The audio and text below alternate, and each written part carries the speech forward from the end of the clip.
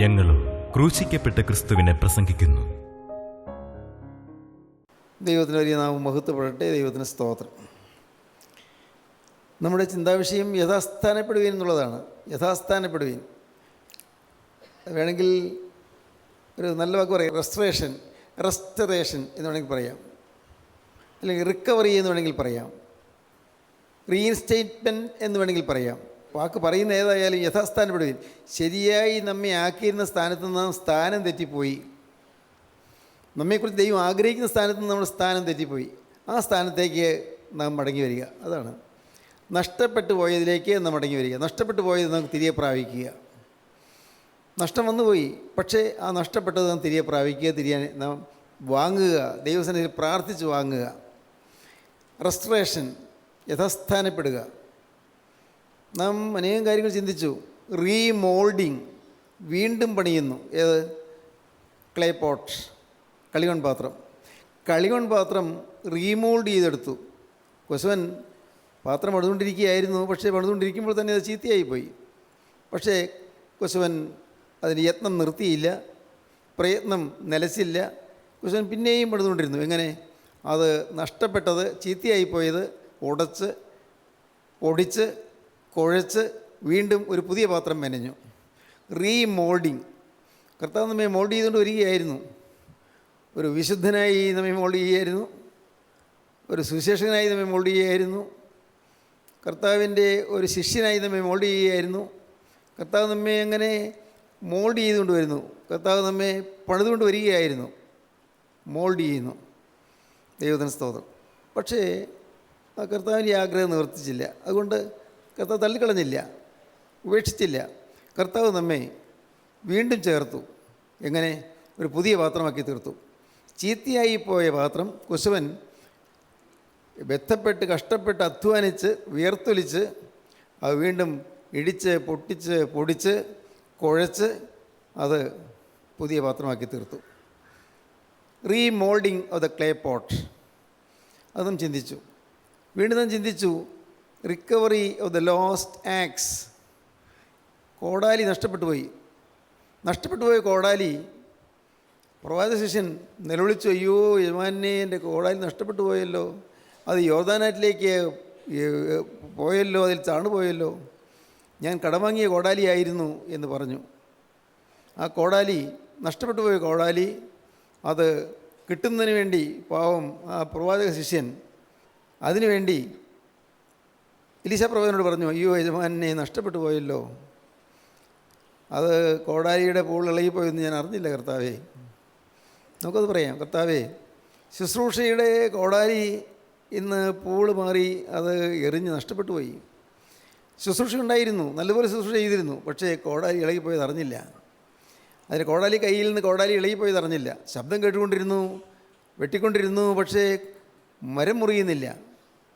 എപ്പോഴോ വെട്ടിക്കൊണ്ടിരുന്നപ്പോൾ കോടാലി കയ്യിൽ നിന്ന് കോടാലി ഊരി തെറിച്ചു പോയി യോർദാനാറ്റിൽ ചെന്ന് വീണു. നഷ്ടപ്പെട്ടു പോയ കോടാലി.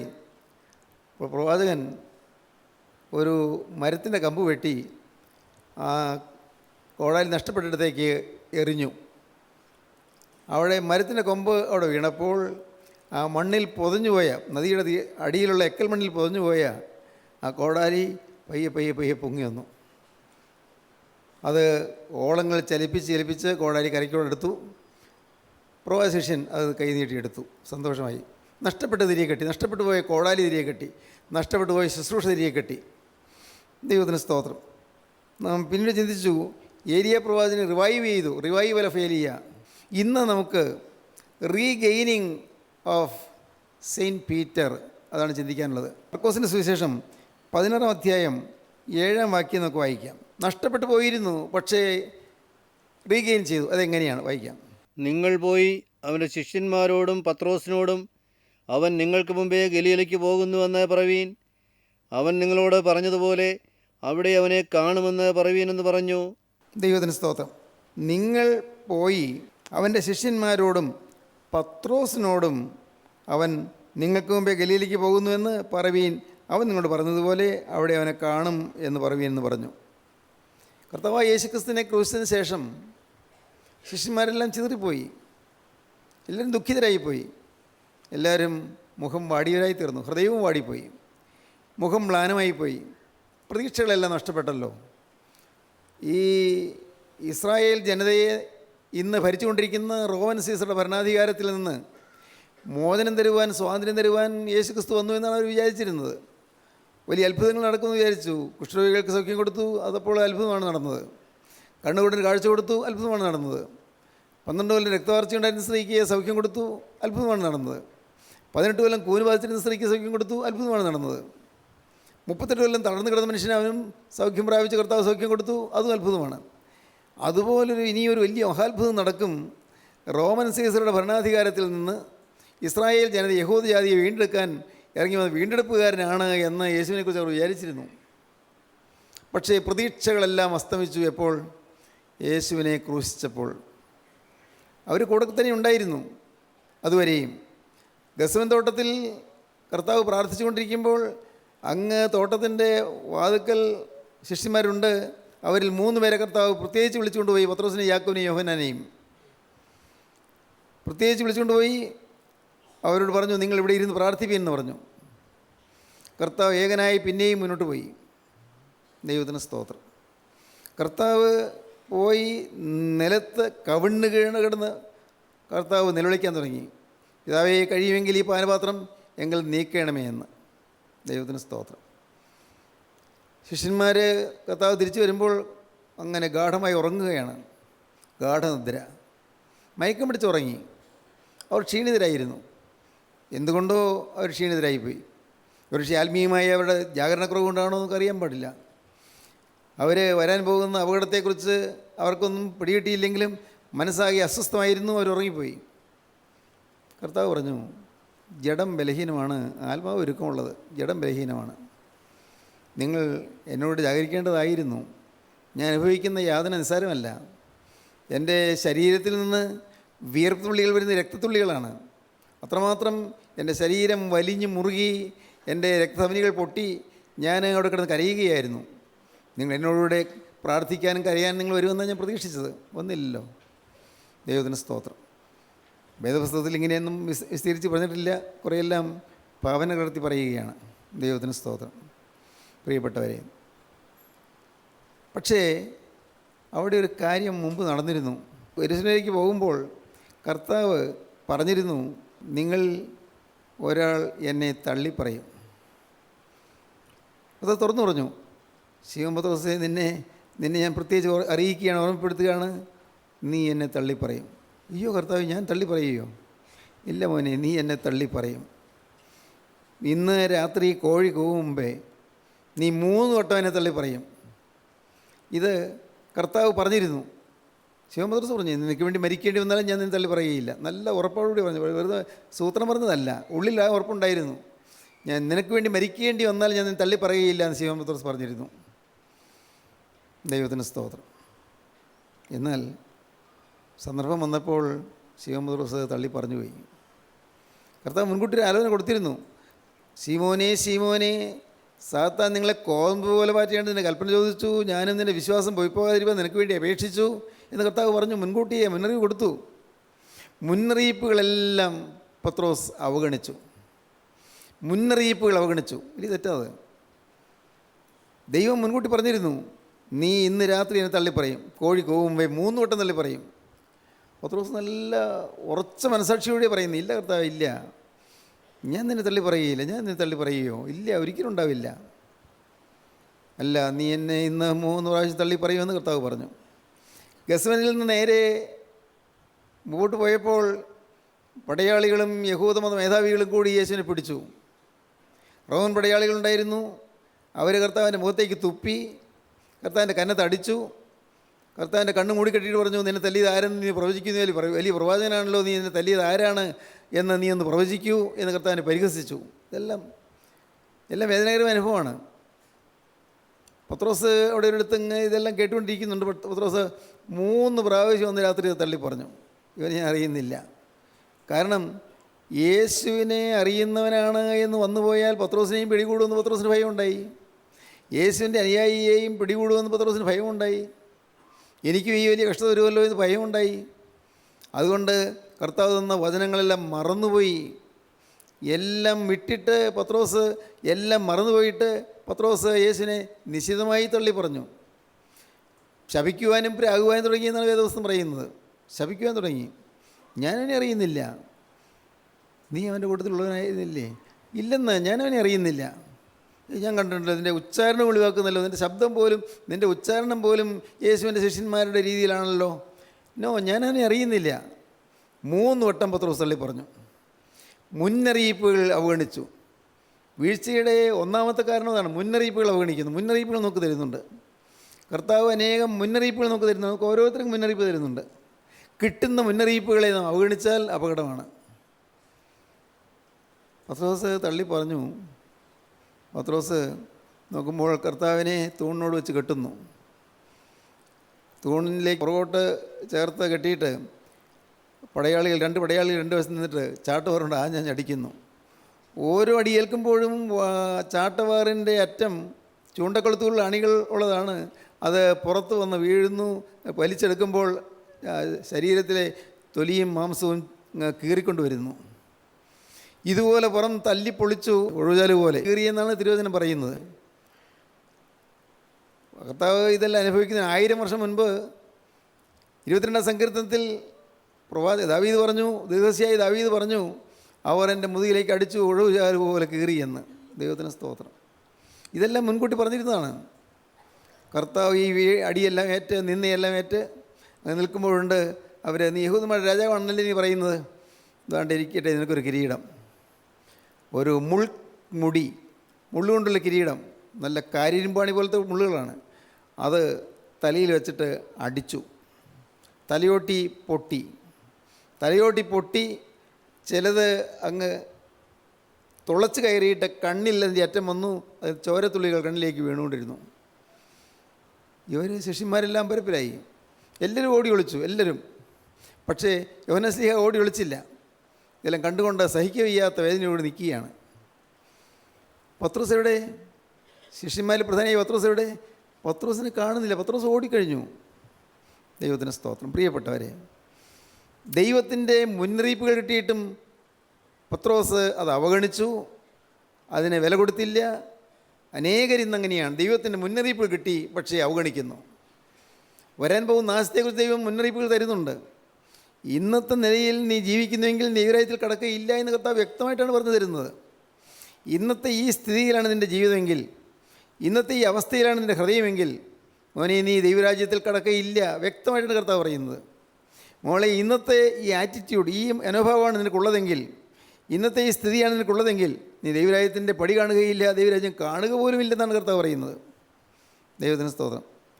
ഇതെല്ലാം കേട്ടിട്ടും നാം അവഗണിച്ച് പോവുകയാണ്. നാം എല്ലാവരും അതെ. എന്തെല്ലാം വചനം നമുക്ക് കിട്ടി. വചനം നിരന്തരം കിട്ടിക്കൊണ്ടിരുന്നു. ദൈവത്തിന് സ്തോത്രം. നമുക്ക് കിട്ടിയതുപോലെ വചനം ആർക്ക് കിട്ടിയിട്ടുണ്ട്? എന്തുമാത്രം വചനങ്ങളാണ് കർത്താവ് തന്നത്. വ്യക്തമായിട്ട്, വളരെ കൃത്യമായിട്ട് വചനത്തിൽ കൂടി കർത്താവ് നമ്മോട് സംസാരിച്ചു കൊണ്ടിരുന്നു. നാം പക്ഷേ വചനം സംസാരിക്കുന്ന ഒരു മനുഷ്യനായിരിക്കും കണ്ടത്. അല്ല, പിന്നിൽ നിൽക്കുന്ന പരിശുദ്ധാത്മാവിനെ നിങ്ങൾ കണ്ടില്ല. പിന്നിൽ ഉയർന്നു നിൽക്കുന്ന ക്രിസ്തുവിനെ നിങ്ങൾ കണ്ടില്ല. അനേകരങ്ങനെയാണ്. യേശുക്രിസ്തു ഓരോ അവസരങ്ങളിലും നമുക്ക് മുന്നറിയിപ്പുകൾ തന്നുകൊണ്ടിരിക്കുന്നു. വരാൻ പോകുന്ന നാശം ചൂണ്ടിക്കാണിച്ചുകൊണ്ടിരിക്കുന്നു. അപകടം പതിയിരിക്കുന്ന കർത്താവ് പറഞ്ഞു തന്നുകൊണ്ടിരിക്കുന്നു. ഇന്നത്തെ സ്ഥിതിയിൽ പോയാൽ നിൻ്റെ കുടുംബം നശിച്ചു പോകുന്ന കർത്താവ് പറഞ്ഞുകൊണ്ടിരിക്കുന്നു. ഇന്നത്തെ സ്ഥിതിയിലാണ് നീ പോകുന്നതെങ്കിൽ നിൻ്റെ ഭാവി ശൂന്യമാകുന്ന കർത്താവ് പറഞ്ഞു തന്നുകൊണ്ടിരിക്കുന്നു. നിരന്തരം കർത്താവ് ശപിക്കുകയല്ല. അതെല്ലാം അനുഗ്രഹത്തിൻ്റെ വാക്കുകളാണ്. സ്വീകരിച്ചാൽ അനുഗ്രഹം, സ്വീകരിച്ചില്ലെങ്കിൽ നാശം. വ്യക്തമല്ലേ അത്? പത്രോസ് മുന്നറിയിപ്പുകളെ അവഗണിച്ചു. ദൈവത്തിന് സ്തോത്രം. പക്ഷേ നാം കാണുന്നത് മത്തായിയുടെ സുവിശേഷം 26-ാം അധ്യായം 74-75. അപ്പോൾ അവൻ, ആ മനുഷ്യനെ ഞാൻ അറിയുന്നില്ല എന്ന് പ്രാകുവാനും ആണയിടുവാനും തുടങ്ങി. ഉടനെ കോഴി കൂകി. എന്നാറെ കോഴി കൂകും മുമ്പേ നീ 3 വട്ടം എന്നെ തള്ളിപ്പറയുമെന്ന് യേശു പറഞ്ഞ വാക്ക് പത്രോസ് ഓർത്ത് പുറത്തുപോയി അതിദുഃഖത്തോടെ കരഞ്ഞു. അയ്യോ കഷ്ടം, ഞാൻ തള്ളിപ്പറഞ്ഞു പോയല്ലോ, തെറ്റുപറ്റിപ്പോയല്ലോ. നല്ല വ്യക്തമായ സൂചനകൾ ഈ കർത്താവ് തന്നിരുന്നതാണല്ലോ, വ്യക്തമായി കർത്താവിനോട് സംസാരിച്ചു തരുന്നല്ലോ. പക്ഷേ ഞാൻ തള്ളിപ്പറഞ്ഞു പോയല്ലോ.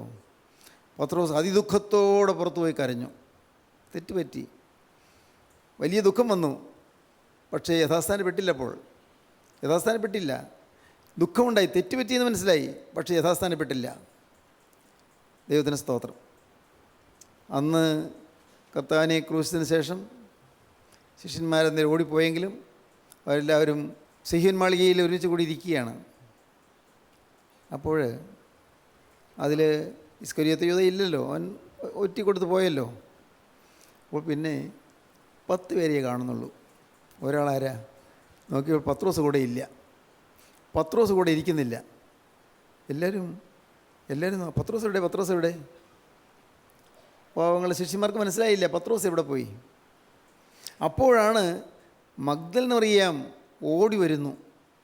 അവൾ വരികയാണ്. അവൾ വന്ന് അകത്തേക്ക് ബന്ധപ്പെട്ട് കിടന്നിട്ട് പറഞ്ഞു, നമ്മുടെ കർത്താവ് ഉയർത്തെഴുന്നേറ്റു, യേശു ക്രിസ്തു ഉയർത്തെഴുന്നേറ്റ് ജീവിക്കുന്നുണ്ട്, നമ്മുടെ കർത്താവ് ഇന്നും ജീവിക്കുന്നുണ്ട്, ഞാൻ നേരിട്ട് കണ്ടതാണ്, യേശുവിനോട് സംസാരിച്ചതാണ്, ഞാൻ ശബ്ദം കേട്ടതാണ്, യേശു ഞാൻ നേരിട്ട് കണ്ടതാണ്, യേശു ഉയർത്തെഴുന്നേറ്റു എന്ന് മഗ്ദലന മറിയാം എന്ന് പറഞ്ഞു.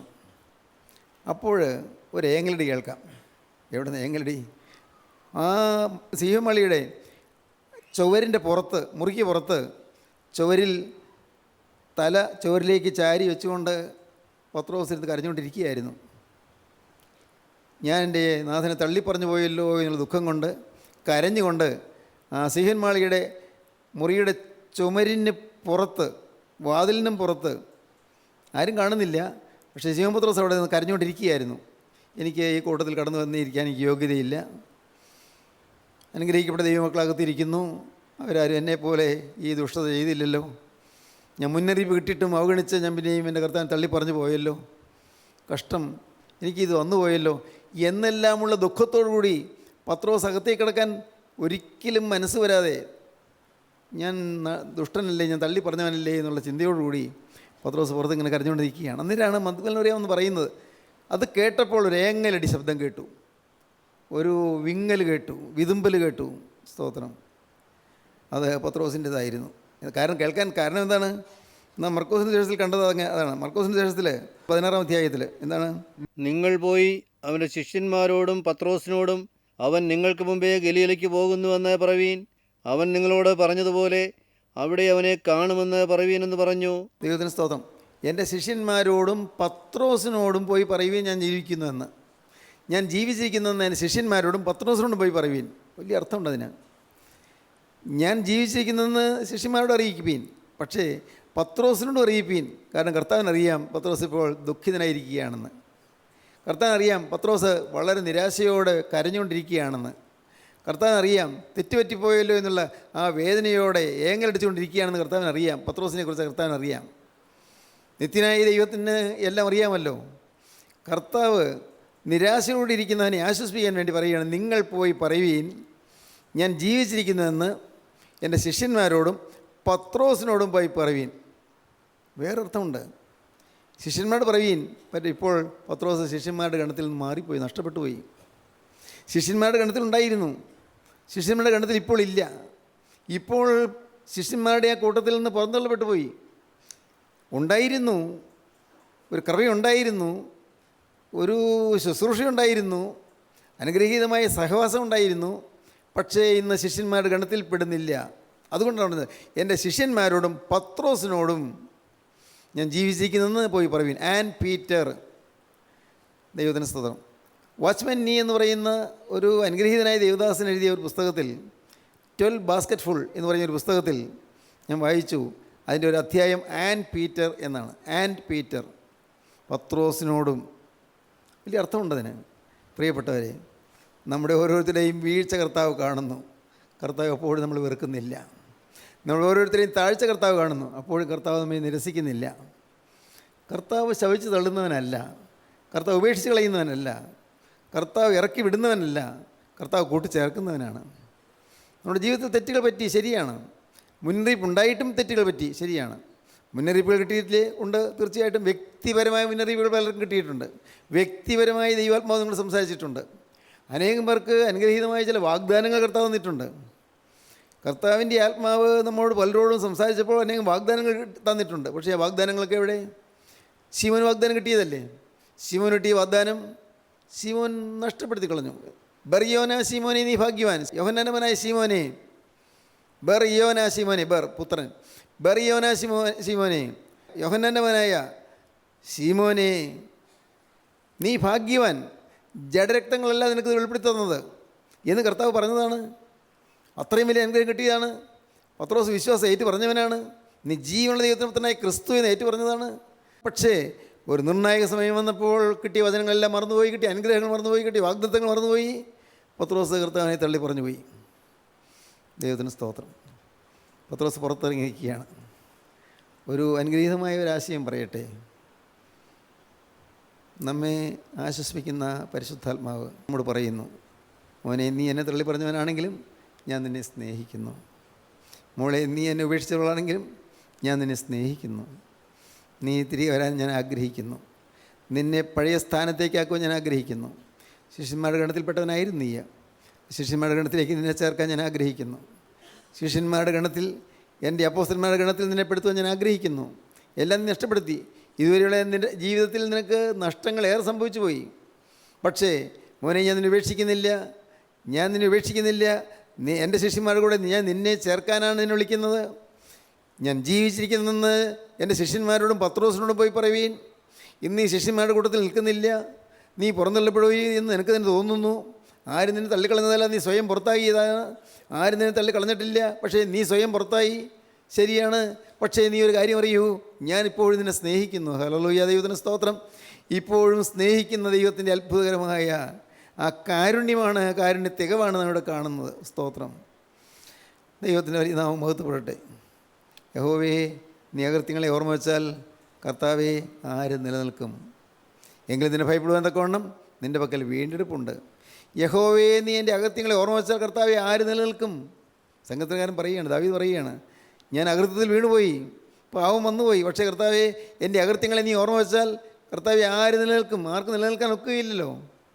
ആരും ദൈവത്തിൽ എത്തുകയില്ലല്ലോ. അകൃത്യങ്ങൾ ക്ഷമിക്കും ദൈവം. മീഖാപ്രവചന പുസ്തകം 7-18 വാക്യം. അകൃത്യം ക്ഷമിക്കുകയും തൻ്റെ അവകാശത്തിൽ ശേഷിപ്പുള്ളവരോട് അതിക്രമം മോചിക്കുകയും ചെയ്യുന്ന അതിക്രമം മോചിക്കുകയും ചെയ്യുന്ന നിന്നോട് സമനായ ദൈവം ആരുള്ളൂ? അവൻ എന്നേക്കും കോപം വെച്ചുകൊള്ളുന്നില്ല. ദയയിലല്ലോ അവന് പ്രസാദമുള്ളത്. അവൻ നമ്മോട് വീണ്ടും കരുണ കാണിക്കും. ഹല്ലേലൂയ, ദൈവത്തിന് സ്തോത്രം. പ്രിയപ്പെട്ടവരെ, വീണ്ടും കരുണ കാണിക്കുന്നതിനാണ് ദൈവം. നിന്നെ യഥാസ്ഥാനപ്പെടുത്തുന്നതിനാണ് ദൈവം. നീ വീണുപോയി സത്യം, നീ തെറ്റ് ചെയ്തു പോയി സത്യം. നിൻ്റെ ജീവിതത്തിൽ തെറ്റുകൾ നിനക്ക് ഓർമ്മ വന്നിട്ട് നീ അത് ഇന്നിപ്പോഴും നീ അതിനെക്കുറിച്ച് അനുഭവിച്ചിട്ടില്ല. സത്യമാണത്. നീ വേണ്ടതുപോലെ ദൈവസന്നിധിയിലിരുന്ന് കരഞ്ഞിട്ടില്ല. നിൻ്റെ അനുതാപം ദൈവസന്നിധിയിൽ എത്തിയിട്ടില്ല. സത്യമാണിത്. പക്ഷേ മോനെ, ഞാൻ നിന്നെ ഉപേക്ഷിക്കുന്നില്ല. നിനക്ക് വീണ്ടും ഞാൻ എൻ്റെ സ്നേഹം തരികയാണ്. നിന്നെ യഥാസ്ഥാനപ്പെടുത്തുവാൻ ഞാൻ നിന്നെ പേർ ചൊല്ലി വിളിക്കുകയാണ്. പീറ്റർ പത്രോസിനെയും വിളിച്ചു. എല്ലാവരോടും പറയുന്ന കാര്യം പത്രോസിനോട് പ്രത്യേകം പറയുകയെന്നാണ് പറയുന്നത് കർത്താവ്. ആ കാര്യം അവിടെ പ്രത്യേകം പരമേൽപ്പിക്കുകയാണ്. പത്രോസിനോടും പറയുവീൻ, യേശുക്രിസ്തു ഉയർത്തെഴുന്നേറ്റു എന്ന് പത്രോസിനോട് പറയുവീൻ. യേശുക്രിസ്തു തീർന്നു പോയില്ല, ഉയർത്തെഴുന്നേറ്റ് ജീവിക്കുന്നുവെന്ന്. ദൈവത്തിന് സ്തോത്രം. 3 നാൾ മുൻപ് ഗോൽത്തായിലെ കുരിശിന്മേൽ കിടന്ന് പിടഞ്ഞ് ആ കർത്താവായ യേശു, 3 നാൾ മുൻപ് അരിമത്തക്കാരൻ യോസേപ്പിൻ്റെ കല്ലറയിൽ അടക്കപ്പെട്ട കർത്താവായ യേശു ക്രിസ്തു ഉയർത്തെഴുന്നേറ്റ് ജീവിക്കുന്നു എന്ന് പരമസത്യം. അത് ഇന്ന് നിങ്ങൾ വിശ്വസിപ്പീൻ എന്നാണ് കർത്താവ് പറയുന്നത്. അത് പത്രോസും വിശ്വസിപ്പീൻ. ഞാൻ നിങ്ങളുടെ ബലഹീനതകളിൽ സഹതാപം കാണിക്കുന്നവനാണ്. ഇബ്രാഹിം കർത്താവ് പറയും, നമുക്കുള്ള മഹാപുരോഹിതൻ നമ്മുടെ ബലഹീനതകളിൽ സഹതാപം കാണിപ്പാൻ കഴിയാത്തവനല്ല, നമ്മുടെ തിന്മകളിലെ സഹതാപമുള്ളവനാണ് ദൈവം. നമുക്കുള്ള മഹാപുരോഹിതൻ നമ്മുടെ ബലഹീനതകളിൽ സഹതാപം കാണിപ്പാൻ കഴിയാത്തവനല്ല, പാവം ഒഴികെ സകലത്തിൽ നമുക്ക് തുല്യമായി പരീക്ഷിക്കപ്പെടുന്നിടത്രയും നമുക്കുള്ളത്. അതുകൊണ്ട് കരുണ ലഭിപ്പാനും സഹായത്തിനുള്ള കൃപ പ്രാപിപ്പാനുമായി നാം ധൈര്യത്തോടെ കൃപാസനത്തിനടുത്ത് ചെല്ലുക. ധൈര്യത്തോടെ. സ്തോത്രം. അതുകൊണ്ട് കരുണ ലഭിപ്പാനും തത്സമയത്ത് സഹായത്തിനുള്ള കൃപ പ്രാപിപ്പാനുമായി നാം ധൈര്യത്തോടെ കൃപാസനത്തിനടുത്ത് ചെല്ലുക. ദൈവത്തിന് സ്തോത്രം. പ്രിയപ്പെട്ടവരെ, നമ്മെ ദൈവം ഉപേക്ഷിക്കുന്നില്ല, ദൈവം നമ്മെ തള്ളിക്കളയുന്നില്ല. വീണ്ടും നമ്മെ യഥാസ്ഥാനപ്പെടുത്താൻ കർത്താവ് ആഗ്രഹിക്കുന്നു. ഇന്ന് നിങ്ങൾക്ക് ആഗ്രഹമുണ്ടോ യഥാസ്ഥാനപ്പെടാൻ? നിങ്ങളുടെ നഷ്ടപ്പെട്ടു പോയ സ്ഥാനം വീണ്ടെടുക്കാൻ നിങ്ങൾക്ക് ആഗ്രഹമുണ്ടോ? നഷ്ടപ്പെട്ടത് എന്തെല്ലാം ഉണ്ട് അതെല്ലാം തിരികെ തരാമെന്ന് പറഞ്ഞുകൊണ്ട് കർത്താവ് നിങ്ങളുടെ അരികത്തേക്ക് വരുന്നു. സ്തോത്രം. ദൈവത്തിൻ്റെ വലിയ നാമം മഹത്വപ്പെടട്ടെ. കർത്താവിനെ തള്ളിപ്പറഞ്ഞവർ, കർത്താവിൻ്റെ സന്നിധി വിട്ട് ഓടിപ്പോയവർ, കർത്താവിനുള്ള സ്നേഹം നഷ്ടപ്പെട്ടവർ, കർത്താവിനുള്ള വിശ്വാസം നഷ്ടപ്പെട്ടു പോയവർ, അവിശ്വാസ ചിന്തകൾക്ക് ഇടം കൊടുത്തവർ, ഏതെല്ലാം തരത്തിൽ കർത്താവിനെ നാം ദ്രോഹിച്ചവരാണ്, കർത്താവിനെ വേദനിപ്പിച്ചവരാണ്. എന്നാൽ കർത്താവ് ഈ അകൃത്യങ്ങളൊന്നും ഓർമ്മ വയ്ക്കുന്നില്ല, എല്ലാം ക്ഷമിച്ചു തരുന്നു. അകൃത്യം ക്ഷമിക്കുകയും നിൻ്റെ അവകാശത്തിൽ ശേഷിപ്പുള്ളവരോട് കരുണ കാണിക്കുകയും ചെയ്യും ദൈവത്തെ പോലെ ദൈവം ആരുള്ളൂ? നിന്നോട് സമനായ ദൈവം ആരുള്ളൂ? അവൻ്റെ കോപം ക്ഷണനേരത്തേക്കേ ഉള്ളൂ, അവൻ്റെ പ്രസാദമോ ജീവപര്യന്തമുള്ളത്. കോപം ക്ഷണനേരത്തേക്ക്, അവൻ്റെ പ്രസാദമോ ജീവപര്യന്തമുള്ളത്. പ്രിയപ്പെട്ടവരെ, നിങ്ങളാരും പിന്മാറിപ്പോകണ്ട, ആരും തളർന്നു പോകണ്ട. തെറ്റുകൾ പറ്റി ശരിയാണ്, സംഭവിച്ചു പോയി. പക്ഷേ എൻ്റെ കർത്താവേ, ഇപ്പോൾ ഞാനിതാ മടങ്ങി വരുന്നു. നിൻ്റെ പാദം ഞാൻ കെട്ടിപ്പിടിക്കുന്നു. ആ ആണിപ്പഴുതുള്ള പാദം ഞാൻ കെട്ടിപ്പിടിച്ചുകൊണ്ട് ഞാൻ തൃപ്പാദം ഞാൻ ചുംബിക്കാൻ ഞാൻ കൊതിക്കുന്നു. കർത്താവേ, എനിക്കത് യോഗ്യതയില്ല. ഈ ചുണ്ടുകളുണ്ട്, ആ തൃപ്പാദം ഞാൻ എങ്ങനെ ചുംബിക്കും? ഈ ചുണ്ട് ഏതെല്ലാം തിന്മ ചെയ്തു പോയ ചുണ്ടുകളാണ്, എന്തെല്ലാം അസഭ്യം പറഞ്ഞു പോയ ചുണ്ടുകളാണ് കർത്താവ്, എന്തെല്ലാം കുടിച്ചു പോയ ചുണ്ടുകളാണ്, എന്തെല്ലാമാണ് ഈ ചുണ്ടിൽ വന്ന് പറ്റിയത്. കർത്താവേ, എനിക്ക് ഓർക്കുമ്പോൾ ലജ്ജ തോന്നുന്നല്ലോ കർത്താവേ. എന്നാൽ ഈ ചുണ്ടുകൾ കൊണ്ട് നിൻ്റെ തൃപ്പാദം മുത്തുവാൻ ഞാൻ ആഗ്രഹിക്കുന്നു, നിൻ്റെ ആണിപ്പാടുള്ള പാദം മുത്തുവാൻ ഞാൻ ആഗ്രഹിക്കുന്നു. നാഥാ, ഇപ്പോൾ ഞാനിതിൻ്റെ അരിയിലേക്ക് വന്ന് നിൻ്റെ പാദപീഠത്തിൽ വീണുകൊണ്ട് ആ തൃപ്പാദം ഞാൻ കെട്ടിപ്പിടിക്കുന്നു. ഹല്ലേലൂയ, ദൈവത്തിന് സ്തോത്രം. പ്രിയപ്പെട്ടവരെ, ആ തൃപ്പാദം കെട്ടിപ്പിടിക്കുമ്പോൾ ആ ചുണ്ട്, അശുദ്ധി പറ്റിയ ചുണ്ടുകളിൽ ഇപ്പോൾ തങ്ങുന്നത് ക്രിസ്തുവിൻ്റെ രക്തമാണ്, പരിശുദ്ധ രക്തമാണ്, പുണ്യാഹ രക്തമാണ്. ആ തിരുരക്തം നിങ്ങളെ കഴുകും. പ്രിയപ്പെട്ടവരെ, നിങ്ങൾ പറഞ്ഞു പോയ വാക്കുകളിലുള്ളതായ അബദ്ധങ്ങളും കോപാക്രാന്തമായ പെരുമാറ്റങ്ങളും എല്ലാം കത്തിപ്പോകും.